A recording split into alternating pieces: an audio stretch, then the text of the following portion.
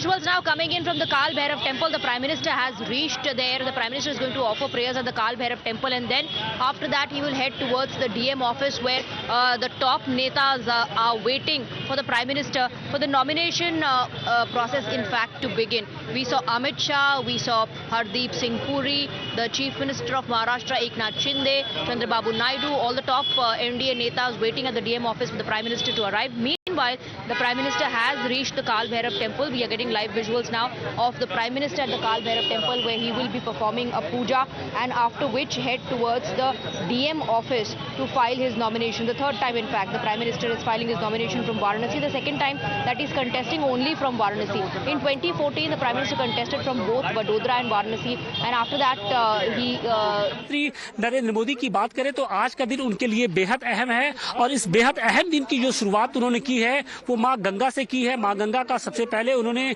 दशाश्वमेध घाट पर विधि विधान के साथ पूजन अर्चन किया, चूंकि आज अवतरण दिवस भी है मां गंगा का।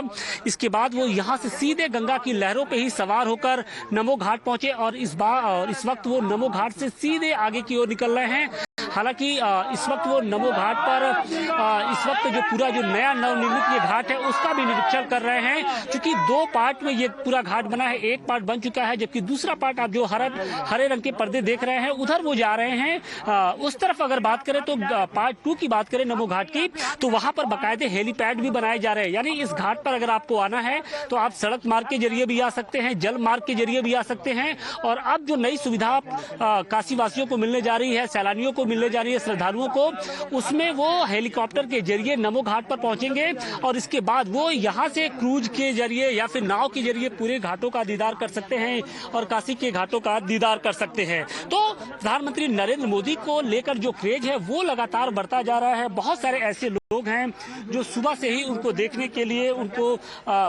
यहाँ पर एक तरीके से पहुंचे हुए थे। इतनी गर्मी है बावजूद इसके आप लोग यहाँ पर पहुंचे हैं। कितना क्रेज है प्रधानमंत्री नरेंद्र मोदी का? क्रेज तो बहुत ज्यादा है कि इतने 40 डिग्री के पार के ऊपर लोग जो है खड़े हुए हैं 2-2 घंटे से।